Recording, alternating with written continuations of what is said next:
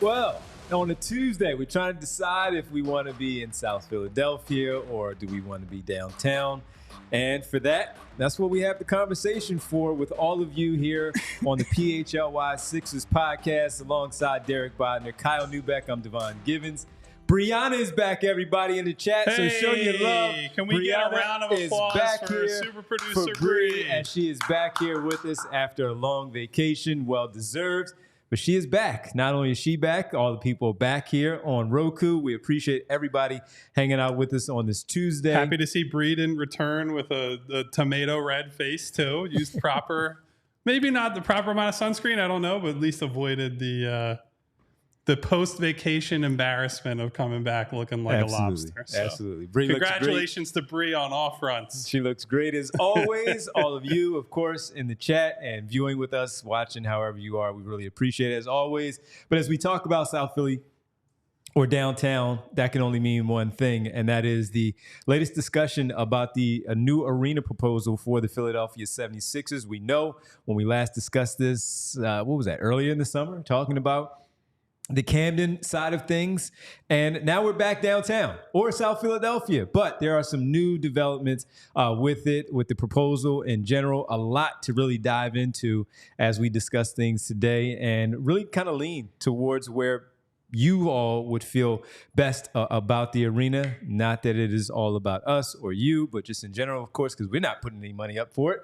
But there is a big discussion about it. So with the latest, of course, we'll start with Kyle on this one, get some of the developments of how things lay out. Can't believe we're starting with me, given that we have the calculator himself over on the left side of the studio. Calculating as I peek at his computer. So somehow I was the guy yelling at people about business math on Twitter today, but that's because, there's some confusing things or maybe things that people need hearing about present value isn't something that everyone runs into on a daily basis. So I get it, but as a reporter, you should Google it. So where do we start on this? Do we want to start the one big negative, or do we want to give a summary? Or we didn't really get into probably a summary.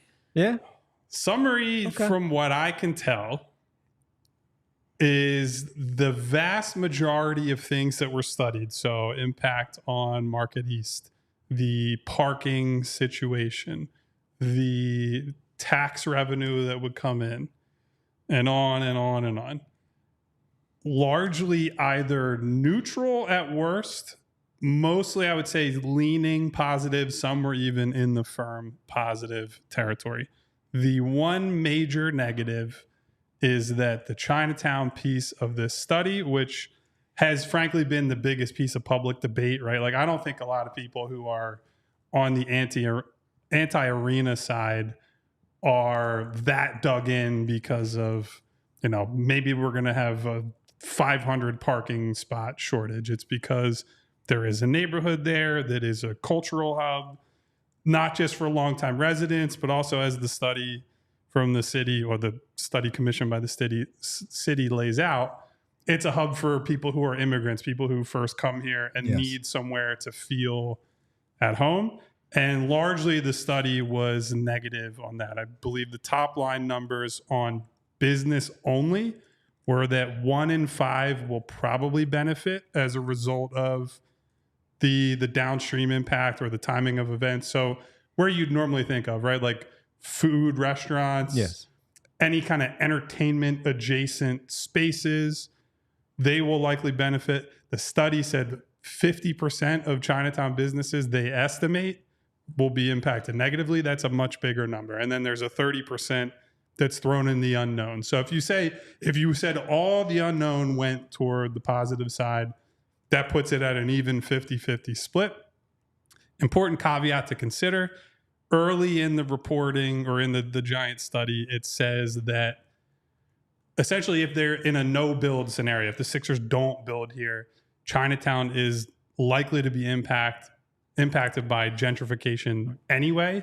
Now, there are no firm numbers on that because as opposed to the Sixers proposal, which has all the guardrails, it's all in writing, it's been presented to the city. Any other proposal, we don't know what it would be, right? Like it's only theoretical. But the takeaway is that there could be a negative impact no matter what happens here. And so I think from talking to people about the broader issues and what has been included in this study, there weren't any real surprises. Like there wasn't anything that, if you're looking at it from the Sixers view, they had commissioned their own study a while back and presented data to the city. I don't think anything in this report was like, oh, that's a big negative surprise the Sixers weren't prepared for. They know that the Chinatown subject is important. I believe it's important, but they've been taking steps and making proposals to try to mitigate the negative impacts. And now, really, as it has been for a while, I think the ball is just in the city's court. Like, what do they prioritize in this situation? If I were to speculate, if I were to guess myself, my guess is that the positive jobs impact and the connection to trade workers, trade unions, I think the mayor and city council and city hall will end up siding with the Sixers and the arena gets built, but I don't think that it is a cut and dry situation.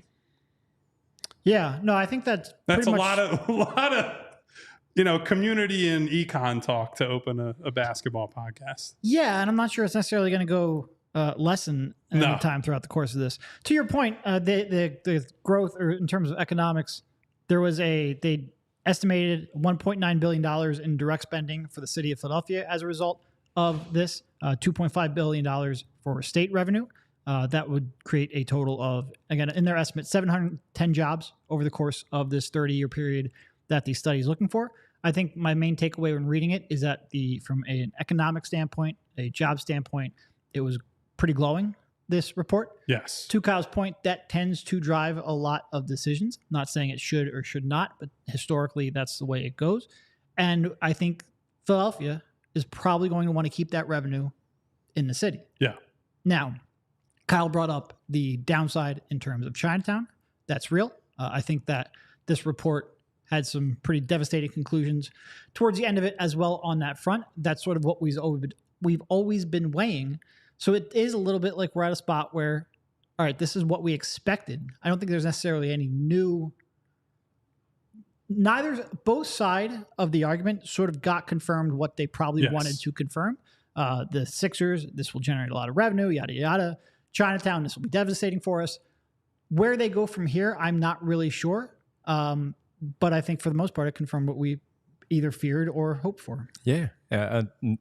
Again, just with the report and everything that the guys talked about, I mean, the one thing, of course, that you do take away is that the job part of it, because how much do we just talk about in today's society anyway, just in general, about jobs being made available for people and making that an option for so many people to have different jobs, new jobs come in a lot of different situations as well. But for this one in particular, we've seen how parts of downtown has just kind of deteriorated from what we're used to in being down there. And that's been a big discussion of when this whole thing came about from the very beginning, a year ago, a little over a year or so ago, that this was a part of the discussion about also bringing jobs. Now, Sixers want things, the city want things, Chinatown, looking at it from their angle as well.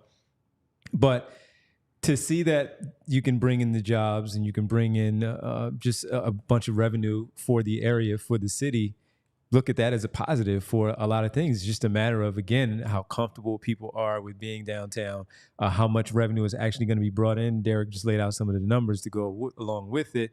But is it really going to help out the city? And as Kyle and Derek said, keeping the money in the city is going to be huge for them should they get something like this done. So like I said from the very beginning, I've always liked the idea, just being from here, looking at South Philly. It's great that we have the sports complex and all of that, but for the Sixers to have their own spot, having it downtown, helping to build up that area a little bit more from what we were used to, or at least from what I'm used to when I grew up, to now having something like this, you can see it in even different spots of the city in general. I think back to as a kid growing up in West Philly, and we would go to, let's say, 69th Street, and 69th Street has Tower Theater, how Tower Theater just used to be a big deal. And now when I ride up 69th Street, it's not the same. Tower Theater is not there anymore. It's vacant. It looks totally different. You're not bringing in a lot of the revenue there to keep things going, along that strip of 69th Street for all the stores, bringing in Tower Theater, bringing in these great bands and these great artists and acts that come through and want to perform at this historic place. That can, again, help out from something like that. And when you look at downtown, for them talking about the gallery and the fashion district as it is now, that hasn't done what I think they thought it was initially going to do. And when you now incorporate something like this with the arena, not just the basketball games, but some of the other things that could go along with it as an entertainment hub for what it would be, even when the Sixers are not playing, there are a lot of positives there. We also understand when you do something like this, there's so many negatives, which is why it's taken so long for all of this to happen, for us to have a new proposal, and then for to share everything in this report. And as Kyle mentioned, where you would look at city council, the new mayor, and so many people involved would most likely want to get something like this done to side with the Sixers for the overall betterment of the city. The tough part, again, is the Chinatown piece that just, it will not go away. And it's something that's going to be, again, something really hard for them to just go into. You brought up a couple of things that were huge components of this study. So anyone who doesn't want to dive through 400 or whatever pages, 300 pages of these studies, that I will help get them to you without you having to read. So that's the benefit of watching the show. So parking, obviously a major public concern in Philadelphia in general, let alone that part of the city where a lot of metered parking. When it's not metered parking, it is parking garages. And so when you're used to, as a Sixers fan, or just a Philadelphia sports fan in general, when you're used to that giant complex in South Philly where essentially that area of the city is just arena and parking lots, it is a natural concern to say, how does this impact my life? How would this impact my night? So the study suggests that parking should be able to be mitigated with the proposals that the Sixers have put in place. There are some numbers that they throw up there. So if they were to go over 40% of capacity with people are commuting via car and needing to park, that's where things start to get dicey. The Sixers have said all along that part of this arena move to Center City is weighed on, a lot of their fan base that come to games regularly either works or is already based in Center City. And so they believe that they'll be able to keep down that number and make parking sustainable. A lot of their proposals that they've made to City Hall, which these are not set in stone, but certainly they're talking through with the mayor, with representatives, for example, they have pre-sold spaces to specific garages, and they will make that accessible to fans. So if you're somebody coming into Center City, whether it's from the suburbs or another part of the city, and you don't want to take SEPTA or are not able to take Regional Rail, Broad Street Line, whatever it is, you don't want to be circling the block looking for, oh, hey, this garage is full. You'll be able to, as part of this proposal, actually buy a spot in a specific garage, and you will know with confidence, I can park there. So that's part of the way that they're mitigating this. Another thing that they're doing, they're trying to incentivize using SEPTA and public transit. And I know I've said this on the show or in written form in the past.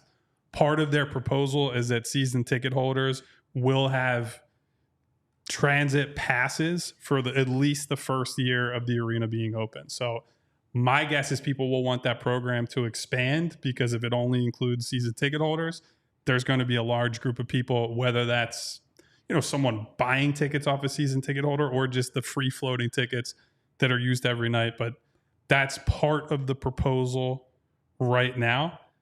The other part that's important, because in that 40% number, a lot of people will hold on to, if you actually dig into the details on the report, it is just about a very concentrated area, and it is just about mostly weekend evenings. So Friday night, it is not necessarily, this will make congestion worse for rush hour on 76 or getting over the Ben Franklin and things like that. It is localized to that study area. And so it's hard to make large sweeping takeaways about how does this impact traffic for the whole city. Traffic is a mess in the city as someone who's lived here a long time as it is. And I understand that being a concern. The other thing you brought up concerts. So one of the things that I know I've been trying to avoid talking about Comcast. So I'm going to talk about them in a little bit. One of the pushbacks on the building a second arena front is like, well, how many events can Philadelphia actually host, right? Like if you build 2, are you just going to split up what exists in terms of acts traveling here? So the study suggested not only will you have more acts come here, you will basically double the amount of events that Philadelphia is likely to host, because the interest level for arena concerts is way, way higher than most cities and is much more favorable than most 2 arena cities at that. So the study suggests that we would go as a city from about I believe the number is 42 arena concerts a year, which is a good number, right? Yeah. There are not a lot of arena shows in general, Yep. to 83 arena shows a year. And so you think about that just in terms of the variety of types of people that could come here, what you could do in terms of just like constantly having concerts and events and things here, that will somehow tie into all of what we're talking about with impact on Chinatown businesses, with traffic and all that. Yep. But that was an important part that people have been talking about for a while. No, one of the notes in the report was that in Philly, there's 131,000 residents per concert arena. Most typical NBA or NHL cities have 56K. So yes, in theory, we are under capacity in terms of our arenas for I mean, shows. you look at that. I mean, they're sharing time with the Flyers at the one arena. So they both have dates occupied that are taken away. They have 82 games just between those 2. Yes. And that's no playoff. If neither team made the playoffs, right, you're locked in because they each have 41 home games. They each would add a couple preseason games in there as well. Mm-hmm. That's a big chunk of the calendar. Whereas if you split it up, then it's in theory anyway. In theory, this is all yes. like, look, my thing is I'm going to present to you guys and talk about everything that's in here as best that I can, because I can't sit up here and give you all the positive spin or the negative spin and then just say, well, this part of the study doesn't matter or I don't believe this. All we can do is present what has been provided to us. They studied this for 10 months, did a lot more extensive research than anyone on this show, listening or what have you, will do on this matter, and frankly is capable of doing on this matter. So it's a lot to digest. I know that. So we got the overall summary of it, and we got into particulars about it. But as Kyle mentioned at the very top, do we want to start with the overall? Do we want to start with some negative stuff? We do have to look at all the sides, and we'll do that when we get back as we keep this conversation going about the Sixers arena, possibly a new study out there weighing in on it. We're talking about it on this Tuesday here on the PHLY Sixers podcast. First up, we want to tell you about Rite Aid and specifically about fall allergies, as fall allergies can begin as early as August and last into November. The main culprits are ragweed and mold. Other allergens include plants such as sagebush, humbleweed, and pigweed, dust mites, pet dander, and fur. Allergic reactions occur when your body misidentifies a substance, such as pollen, as harmful to the body, and then your immune system releases histamines to fight off the allergens. These same histamines are also the cause of your allergy symptoms, such as a runny nose, itchy or watery eyes, or wheezing. That's why antihistamines, medicine that suppresses the amount of histamine in your body, are often the first line of defense to treating your allergy symptoms.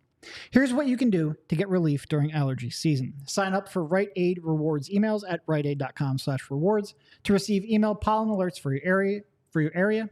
Use a dehumidifier. Shower frequently, including crucially at night before you go to bed. Check pollen counts on your weather app or site of choice. Keep windows closed and use an air conditioner. And here are some over-the-counter options available at your local Rite Aid. A nasal rinse to help flush out your nasal passages. And when symptoms flare up, try antihistamines. And 1 to 2 weeks before pollen allergies are expected to be high, try nasal corticosteroids. If that's still not enough relief, you can always ask your Rite Aid pharmacist for recommendations on ways to get relief during allergy season. And guys, if there are more concerts coming to town, more shows, if you're looking for parking, if you just listen, you're going to be on the phone more talking to somebody like, hey, we got to go protest this new arena, or hey, we got to get down to the new arena. Maybe you need good cell phone service from a great company.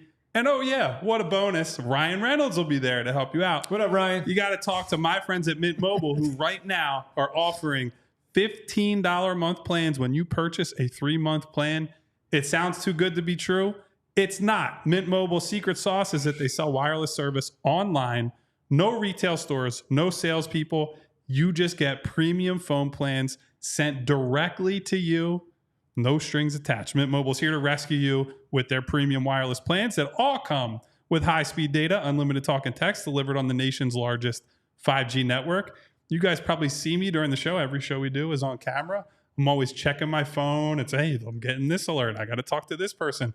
I literally left the set the other day to take a phone call and left the real work to these two gentlemen to my left. I'm not actually that important, but my phone sometimes makes me feel like I am. So I got to have the best coverage. Mint Mobile allows me to do that. And here's the best part. They allowed me to do that at a really affordable price. And the ease of use to transfer everything over to Mint Mobile was as simple as can be. Bring your old phone number, use your existing phone, bring all your existing contacts, all your information through the cloud and whatnot, and then ditch that overpriced wireless by linking up with our friends at Mint Mobile. So to get this new customer offer and your new 3-month unlimited wireless plan for just $15 a month, go to mintmobile.com/Sixers. That's mintmobile.com/Sixers. Cut your wireless bill to $15 a month at mintmobile.com/Sixers. $45 upfront payment required, equivalent to $15 a month. New customers on first 3-month plan only. Speed slower, above 40 gigabytes on unlimited plan. Additional taxes, fees, and restrictions apply. See Mint Mobile for details. Well, flicking through the channels last night, happened to see our partner there, Ryan Reynolds, in the movie. Oh, where's the Mint Mobile? He was on the phone too. So what movie was it that you were watching? The Deadpool one. Oh, you just watched a new one? No, one. I saw the new one. Oh, the original. Yeah, okay. the original was on television last night, so I saw it. And I was like, oh, he's talking on the phone. He has to be. He called the guy in the cab. He left something in the bag, in the car. So he had to call him. I'm like, of course that's Mint Mobile. There's only one way. Mint Mobile. By the way, Martian said he's disappointed that the calculator has not memorized the ad read for Rite Aid. So I want to screw that up. You got to make sure you got all the details in there. Fair. I agree with you, but Martian had to get that one in there. All right, talking about it's a long ad read. I'm not memorizing all that one. It is a long ad read, but he wanted to point that out. There were some of them early on that were short that you can memorize. But there's a lot of information to get there. Ad lib. Yeah. Sneeze, and that's the ad right there. I mean, I'll sneeze 4 times in my real bad. Really bad. All right, I see Eugene, King of Comcast, in the chat. Seems like maybe I just need you to put on your earmuffs, buddy, when I get to the... Who stands for Comcast? Someone who probably is employed by them. That's a good point. That's a good point. So, listen, I am no fan of Comcast, but I'm certainly not going to sit here people making an honest living by working for Comcast. I might look at you a little bit of a... they pay the bills side eye, but you got to pay the bills somehow. We're talking about jobs impact around here. So... one of the interesting things, and I don't think this is any big surprise to anyone, one piece of this study was, how does this impact the Wells Fargo Center? Not how does it impact the city and the people. Here, guess what? It's going to be bad. And it's a big, if not the only reason that Comcast and the people who represent Wells Fargo, well, not Wells Fargo, the center right now, because they're between naming rights. So in the study, they say, there will be a suite revenue drop of 15 to 25%. They estimate that naming rights will decrease in value for the center by 20 to 30%. Now that is a big number when you consider some of the top line numbers people have gotten from, the Phillies for Citizens Bank, the Eagles for Lincoln Financial. You run through the list, and over the years, there have been some big time, big money deals for these stadium rights. So to say that it could hurt the value of those naming rights by up to 30%. Remember when Lincoln Financial lost their shit because people started calling it the Link? Yeah. That's why. They paid a lot of money for that. But they embraced it after a while. They had to. We're not going to shame us into saying your name. Right. So the Phillies or Citizens Bank was a $95 million deal. 30% of 95 is a big number to lose. And that was a long time ago. Yeah, right. Now it was a long deal at the time. And the Phillies were also in a more precarious position, right? Like they were not very good in 2003. You make that same deal now, a lot more money and probably for a shorter amount of years. So that's something to keep in mind.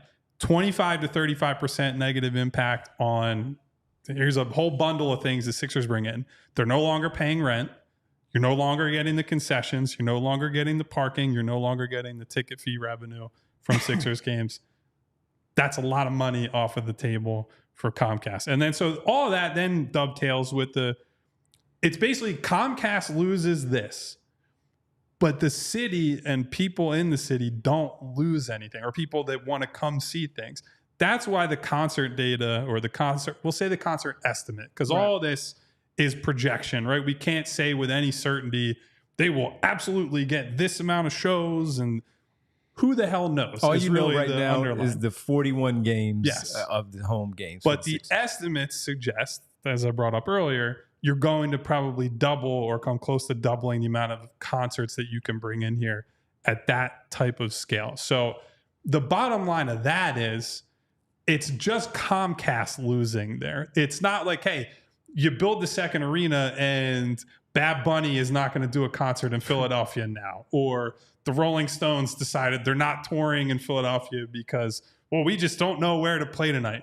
You, as someone near Philadelphia, will benefit from just the higher volume that is possible by putting this there. Anything that makes Comcast feel bad, I'm generally on board with it. So this is the part of the report where I was arfing like a seal at the zoo, just like, yeah, let's go. Stick it to those bad boys at Liberty. So that part I really, in a sick way, enjoyed, because all the damn customer service calls I've been on with Comcast over the years, and all the red tape you have to cut through dealing with them. It's like, take their damn money. Let's go. Back in my previous career, I worked at a data center, and you have all kinds of fiber coming in to a data center. Well, Comcast was digging around there, read the schematics incorrectly, and dug through our fiber, all of our fiber, all of our providers. We legitimately spent an entire night moving servers to a different data center down the street. So I have a lot of ill will towards Comcast. Yeah, so I say this all the time. I'm pretty neutral on the whole idea of an arena, right? Like, I grew up in the suburbs, so my main method of getting to games was driving, parking, certainly have some reverence for Eagles tailgating and whatnot. But at the end of the day, now I live in the city. I would love for Philadelphia to be more of a public transit city, to cut down on cars. We've obviously, in recent weeks, in the last month or so, there have been a bunch of high profile pedestrian deaths from cars speeding, hitting bikers, not really sharing the road well. And if we cut down on the volume of traffic, me, Kyle, Philadelphia citizen, person who owns a house here, person who wants to live here long term, I would be in favor for that.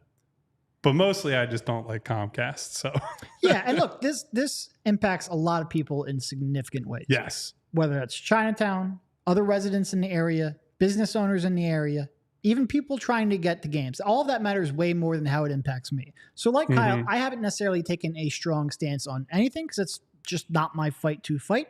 And quite frankly, just never been informed enough about the overall impact of it. And even after that report, I don't necessarily feel that I am, in part because it's a 400-page report. I still got some sections to try to get through. And in part because some of it's even reading it all, it's like you only retain a percentage. Some of it's just above my pay grade. I don't necessarily sit around doing city planning all day, so I've got to look up a lot of terms. I don't necessarily understand the impact. But the one person who's had the impact of this I don't really care about, to Kyle's point, Comcast will be okay. You lose they will money. be okay. As long as my guy Eugene stays employed, and my friends that I know that work at Comcast stayed employed. Eugene claims that he does not work for Comcast.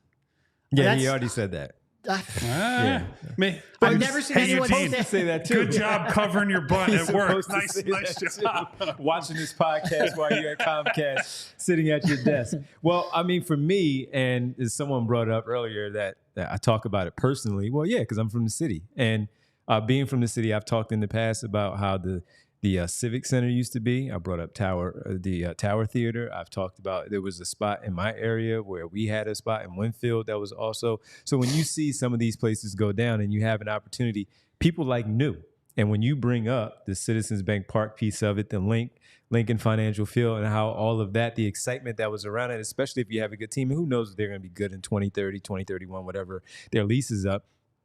Yeah, people like new stuff. And guess what? They're going to go. Even if they don't like the transportation piece, I'm seeing Sal saying, what about the location? That's a lot of the tough part with, most people against it. The Delaware Avenue, riverfront option. That was a few years ago. And they had a proposal. They got rejected on exactly. That was, they made an attempt to build there. So that was not right. That was not their choice that it didn't get built This there. would have been done already, at least in an agreement. It was taken away from them. So for me, yeah. When I bring up me, as we each give our thoughts on it, yeah, I would like to see the city again. I love my city. I love growing up and going downtown and all. That doesn't exist anymore. And while the games are going to be in the evening, there are going to be some on the weekends during the day. But as Kyle brought up earlier, all the other stuff that could potentially go in there, not just the concerts, but the comedy shows.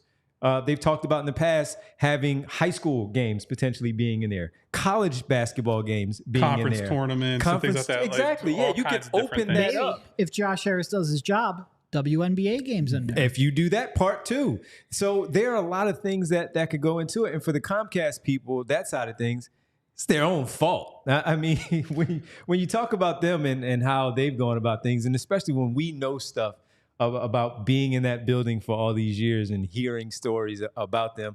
And some of that stuff is public. We know that's the Flyers place. We know how much is more geared towards the Flyers. That's not a big secret with things. And why wouldn't any team want their own spot? And so for Comcast, I have no ill will the way that things go, but I love hearing Kyle go off on Comcast. Comcast, you pay us enough money to sponsor things, I'll change my tune. Until then, no.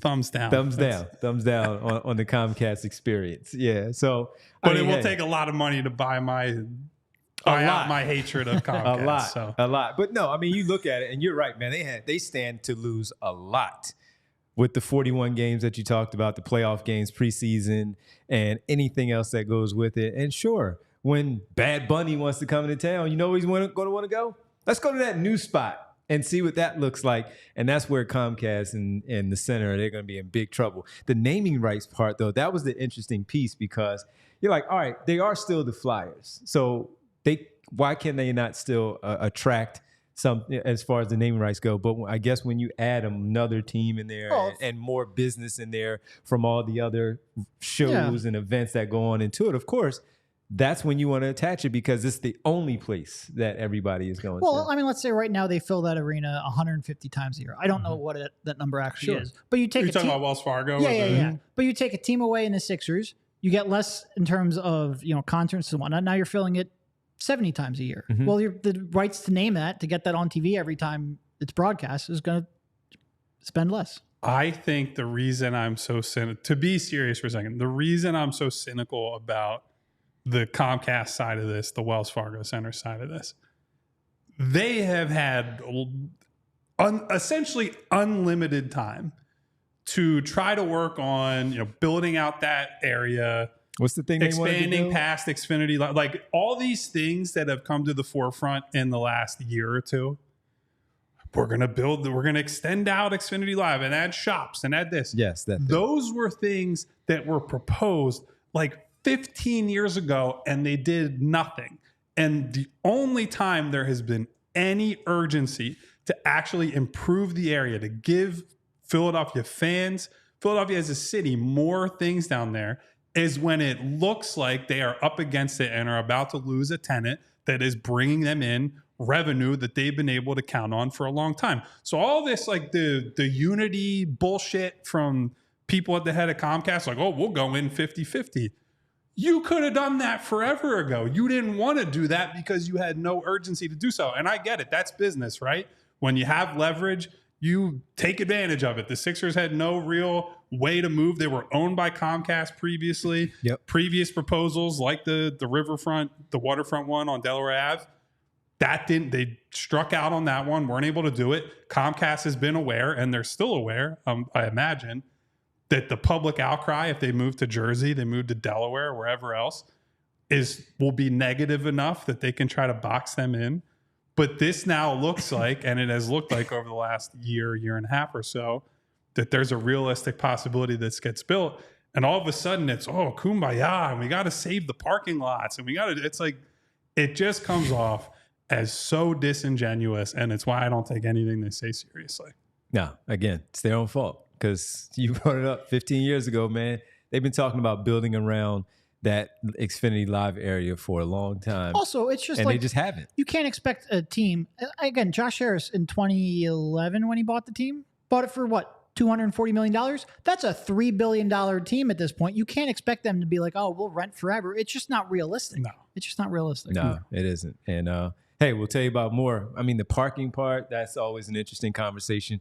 The commute, as Sal brought up, talk about that a little bit more. When we come back on the other side, still a bunch to get to here on the PHLY Sixers podcast.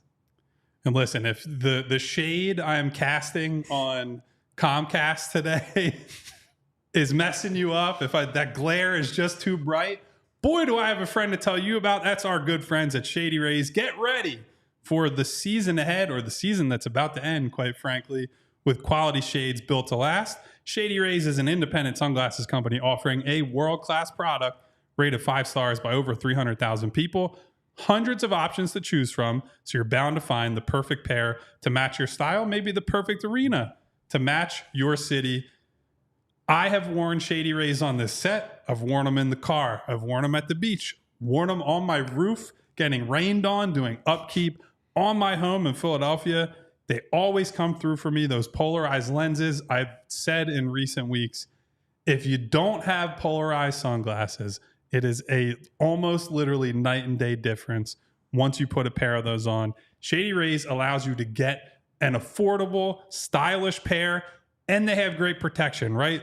Every pair backed by lost or broken replacements. Plus, if you don't love them, you can exchange them for a new pair or return them worry-free within 30 days, no risk when you shop with Shady Rays. So exclusively for our listeners, Shady Rays giving out the best deal of the season. Head to shadyrays.com and use code PHLY for 35% off of polarized sunglasses. Try for yourself the shades rated 5 stars by over 300,000 people.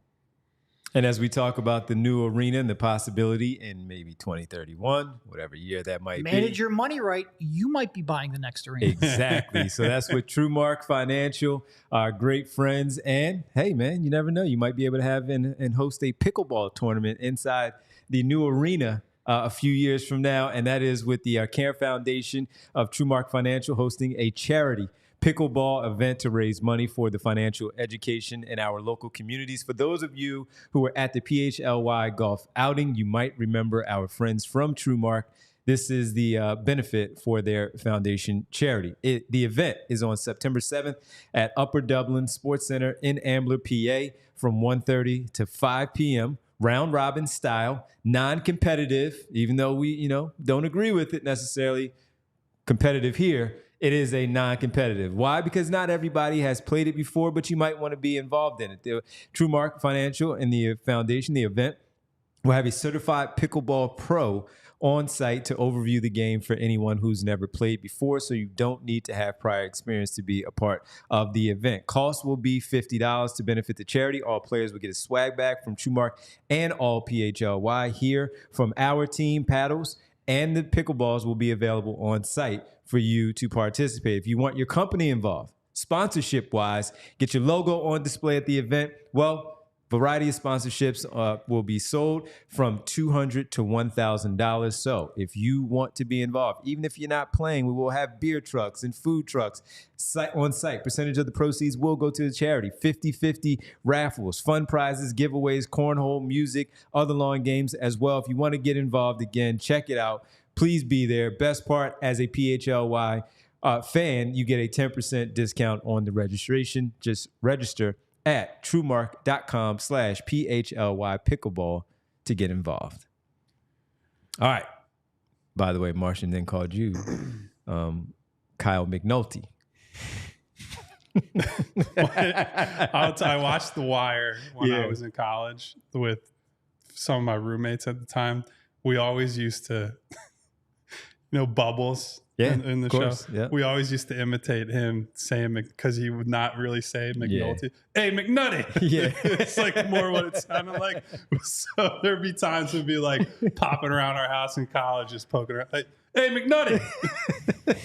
So that was a piece of our college experience. Okay, so Funny stuff, man. Classic. I do think we should probably wade into the Chinatown stuff a little bit more. I know I brought up the numbers about, or their estimates for how businesses are impacted. I think the hardest thing with reckoning with what's happening in Chinatown, like we can say, if we knew with certainty X amount of businesses will benefit, X amount of businesses will suffer, X amount of businesses, who knows? And there are estimates in here. The hardest part to reconcile is just like the cultural stuff within that community that they got into. They interviewed tons and tons of people for this. There were focus groups.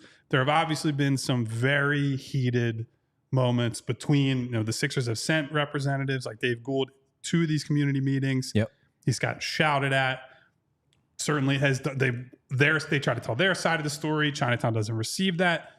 People in Chinatown rightfully feel like, look, there are a lot of longtime businesses here that maybe the top end economic value is not significant, but as a piece of the community and as like they're all interconnected in some way. Like if they lose this cultural cornerstone that maybe people aren't coming from out of the neighborhood to go to, that could have a cascading domino effect on these other places.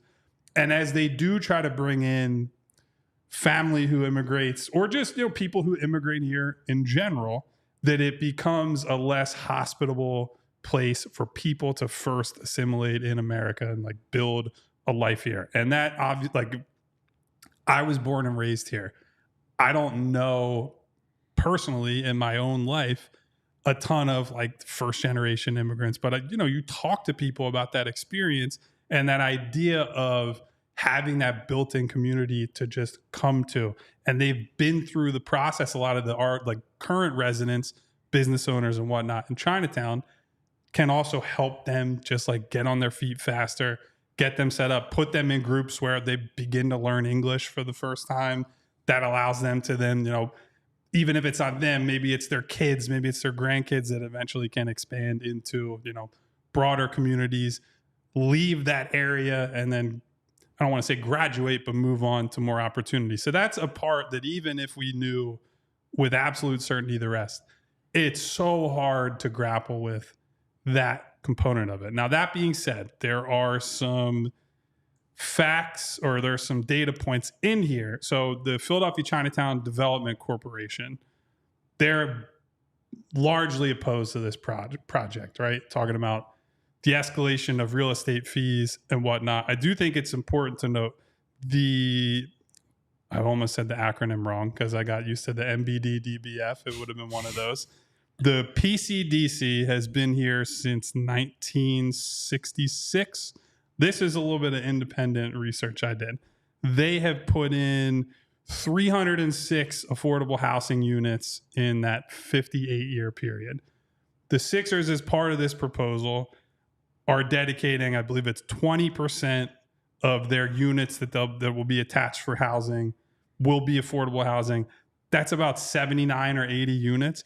So in a project that would take 5 years, you would add roughly a quarter of the affordable housing that has been built in 58 years. So that would be a big net benefit. That's something that the Sixers have gone to the community on. Like they know there's a scarcity there for affordable housing. It's a thing that they care about. And from what I can see, it seems like the Sixers have taken steps or made good faith proposals to try to include that. I'm not going to go too deep down an affordable housing wormhole today. It's not what people come to the show for, but that's just something to keep in mind. So I said to Vince, said to these guys before the show, while I think the project seems like it's being viewed as largely neutral or positive in many of these areas, the Chinatown part is really, to me, the only coherent argument you could make to not do this. If you are someone who does not believe they should do it because of that, I will not argue with you because it is, frankly, it's not my area of expertise. I can't tell you the actual day-to-day livelihood impact it will have on these people. There were some figures that, 45% of people who come to Chinatown daily are coming in cars. Yeah, and so 70, any parking overflow has a material impact on these people and their businesses that I am receptive to that belief. And so I understand the pushback. I understand these, the Save Chinatown group that has been big on this. I'm not shouting anyone down on that. When push comes to shove, unfortunately, I think communities end up getting pushed aside in these examples. That's why I think the city will ultimately greenlight this. But it's important that we highlight things like this because it is a major impact of a potential project there. Yeah. To your point on the 45% commuting, driving, only 17% currently use SEPTA to get into the area. Now, part of that is because a lot of people going to that area live there. So there's a lot of walkers there. It's not all people driving. But 17% is lower than I would have expected. And I think obviously the transportation component is a critical aspect of making this actually successful. I was also just frankly stunned by the report when it said that only 20% of businesses, Chinatown businesses, would benefit from the arena. I thought that was going to be much higher. I thought so part too. Of the justification, so to speak, of, this might displace your community a little, is at least the people around there will benefit because of all the foot traffic. That report doesn't seem like it's even necessarily finding that. And look, obviously, I didn't come here. Like I was born in America. My grandmother was a first-generation immigrant, and she came here not knowing a lick of English, didn't know anyone over here. Her being able to find a community, a Hungarian-American community, to help her assimilate was huge in her ability to adapt. So it's really tough to read this. And one of the lines on there says, the arena should be considered a significant potential risk to Chinatown's core identity. And it obviously brought up what happened in D.C. and the loss of any real Chinatown in that arena. The MCI Center, I believe it was, back in the day. That's a huge concern. And everyone here listening to this is going to have, weigh how much they value that concern differently. But it is the one real negative on this proposal. Everything else, like Kyle said, you either look at and you say it's neutral or a net positive. But this is one that I don't think there's necessarily a good plan to mitigate and to keep Chinatown what it is and what some people rely on it to be. And I do think I think I brought it up earlier in the show, so forgive me if I'm repeating myself. It is also important to note that the study also concedes that in a situation where they don't build anything, the gentrification, general city gentrification, rising real estate costs are likely to impact Chinatown as well. And so there are still people, like even if, let's say the arena doesn't get built, the people who are against it in Chinatown are successful in stopping this. There is no data available to say, well, Chinatown's just good now, right? Because other people will come in. The fashion district has been largely a failure, right? Since that was put in. Rent is very high there. It hasn't gotten the traffic that they were expecting. Part of that is because it was finished right around when COVID hit. And so it was kind of doomed to fail from the start. You can't build habits for people. I'm not trying to, blame anyone for that failing, but something is going to have to happen there. There needs to be some form of a catalyst in that area to, as Devon was talking about earlier in the show, and Winona and some other people in the chat have talked about today, that was an area of the city, not just Chinatown, but Market Street and the surrounding area. That was a vibrant area at points in the not so distant past, right? Like you can remember going to events, going to restaurants, going to bars. There's something has to happen in order to change that area of the city. That does not mean that it has to be the arena, but at present, there is no other proposal to make use of that space. And I think if I were to take a pro arena stance, one of the reasons that I would be in favor of it is simply because it's privately funded, right? That this is not whether it's me or the royal we, it is not a project that is asking for all these giant subsidies from the city of Philadelphia. Now that's, as was pointed out in the chat at one point, I believe that's one of the reasons that their proposal was rejected on the waterfront, right? That the project that went through, part of the reason they were given priority over the Sixers is that the Sixers wanted to take advantage of some pretty sizable subsidies. And so when they came back with this center city proposal, that was in their mind. Like, look, we're not going to get this done if we're asking for the type of subsidies that they were able to get in Camden with the practice facility. We have to come at this from, we will fund it.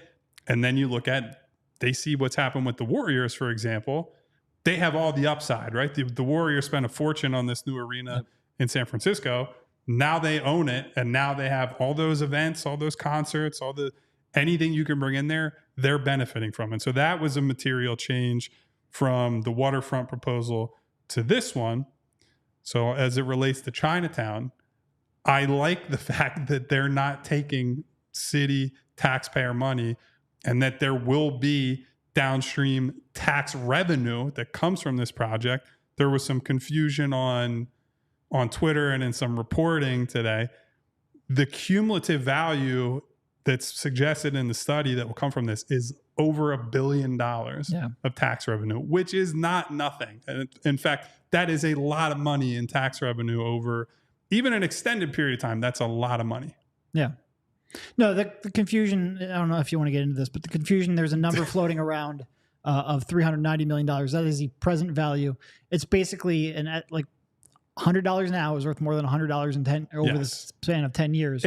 So in layman's terms, it's basically why you take the lump sum if you hit the lottery rather than the annuity, because the value of money now is more valuable than that same dollar value 30 years in the future. So what was the overall revenue that you mentioned? The overall revenue was $1.057 billion. Right.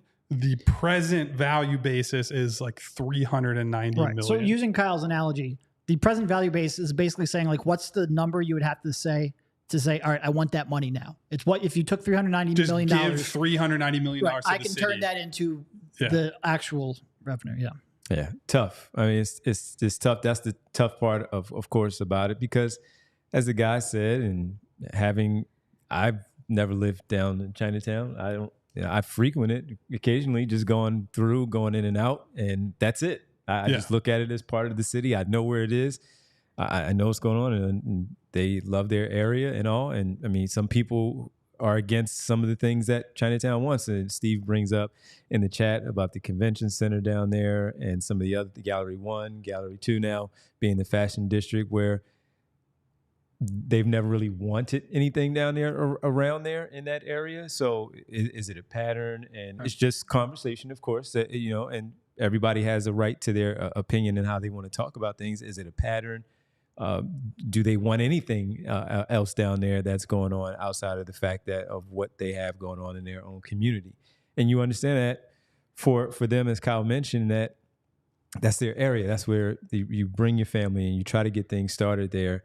And it's been around for a long time. There's always going to be something going on around you, wherever you are. There are things going to be going on around you, no matter what your area is.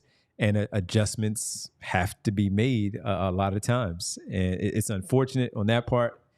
But I cannot say anything about really what they want, just because I don't live there. I'm not in that spot to really understand how. And maybe at some point, I would like to have someone from the Sixers on the show at some point to talk about there. I would also like to have someone who represents that Chinatown constituency to come on the show at some point and talk through this and, exactly what it means, because again, none of us can speak to that experience. And so it means more. So send that to the Save Chinatown people. We certainly have our Sixers contacts to get their side of the story at some point. But I guess, like, wrapping all this up, brass tacks. Do you guys think this arena gets built? Yeah. Yeah, I do. There's been a lot of reaction of like, oh, this is a fake proposal because he really wants to go to Camden. I don't believe that the Sixers really want to go to Camden. If for no other reason, one, legacy. I do think Josh Harris cares about his legacy a little bit. But two, I think it helps the evaluation of the franchise more if it's in Philadelphia than it is if it's in Camden. I think that matters to him as well. I think they want it in Philadelphia. They've tried a couple of different proposals before we got here. And I think this is probably the most realistic one. And when you look at the financial aspect of it, finances tend to drive these kind of decisions. Mm-hmm. Whether they should or not, different conversation. But I think the economic impact means that they will find a compromise. Money drives everything. It drives everything. So in the case like this, as we're talking about that, I mean, the numbers that you guys just laid out, they're huge numbers, but they're also huge numbers of what could be brought into the city, as we started off at the very top, of what could be brought back into the city and building up the place. So many people talking about what it was like down there, and it's not like that anymore. It's just not. Was it bad back then? No, but it was definitely live. It was lively down there. There was definitely a buzz going on downtown. Hey, I'm going downtown. I'll meet you down there. All right, cool. A lot of different places to choose from, whether it's the shopping, the eating, so many different things that you could do. And now I'm not telling Kyle or Derek to meet me downtown to go do it, because we're just not, unless we're meeting at a spot so we can go somewhere else. This is the easy middle. This is the middle part where we could all meet in the middle and go somewhere. It's just not the same. And for something like this to potentially be built down there and build up the city once again, there will be a lot of traffic going through. How it affects Chinatown, I don't know. They have their thoughts on how it affects their community. But again, it's in the surrounding. They've still been able to function with the convention center downtown and all of that. Doesn't get as much as the 76ers new arena potentially would get. But again, I would suspect that there would be some good traffic that goes through there also. Mm-hmm. So we wait and see and we find out on that. But always an interesting discussion when having to talk about the arena and the proposal and what comes next with this and how people feel about it. A lot of people feel strongly about it one way. A lot of people feel strongly in the other way. And not everybody's going to meet in the middle, but eventually a decision is going to be made one way or another on this whole thing. And I do think, having talked to a lot of people about this, not just in the last 24 hours, but over the last month or so, because what I had been told is early September, maybe it's not a drop dead date, but it is pretty close to like the Sixers want/need the ball to be rolling. I think the city and what they've communicated is that they needed to do the study. Right. They needed to present the study. And then once that happened, it was more in this is going to be presented to city council. And so I can't tell you when city council is going to push this forward, right? But my estimation is that the ball is now really rolling now that this has happened. Things may be behind. They're definitely behind the Sixers' original schedule when they made this proposal initially. But I would suspect we will know a lot more coming soon. And my last piece of, opinion-based work on this is that there are so many historic parts of the city. I would include Chinatown in that. I think we have Old City and everything connected to that. When you get to that City Hall area, there's stuff near there. Like I remember as a kid going to like the Wanamaker building around Christmas. They got that big light show, the department store, all that. And right now it just feels like there's this dearth of connectivity in that Market East type of area. And that's a real shame, because if you could somehow, start building this real vibrant area there, will make that part of the city feel alive. Then you get the spillover to all this. It just smaller streets. I'm for whatever makes the city more vibrant, brings people here, but also allows the people who live here to really love and enjoy being in the city. So I hope that there's a solution they can find that gives people a new arena, but also is able to protect the interests of people in Chinatown. Will it happen? Who knows? I saw the Wanamaker building recently when I was watching Trading Places. A classic. Filming a movie Absolute downtown. Classic. Filming a movie downtown, Philadelphia. So, yeah. All right, let's get to the roll call. Let's get everybody in here. Say what's up. I cannot wait to talk about pick and rolls tomorrow, man. Thank you, everybody, for coming in today. Dave Dewar, Eugene Ross, Stephen Danzy, Val Host, my girl Winona, Nona, Money Mark, Keith B, Bootzilla, Boots, Jeffrey Stewart, SB Cole, Keith B, Rick Morse, Keith B, King of the Comcast, Eugene Ross. I got to say it again. What up, Gene? Jared Heller, what's up, buddy? See, it feels like a new name, so thank you to Jared for coming through. Money Mark calling me a cop, I'll still say hi to you. Martian Lynch calling me a cop, I'll still say hi to you. What up, Martian? Only One Originals, Tony G, Prophet One, Malcolm Carrington, Sal. We have a whole lot of people coming through today. Marcus H, Possible Change, Slade, Thank you, everybody, for being here. We will talk more basketball next show. Pick and roll, baby. Subscribe to the channel. Hit that bell icon for notifications each and every time we go live. Hit the thumbs up button. I promise we'll say the word pick and roll tomorrow. Thank you, Bree. Goodbye. Thank you, Bree. We all silly like the mayor.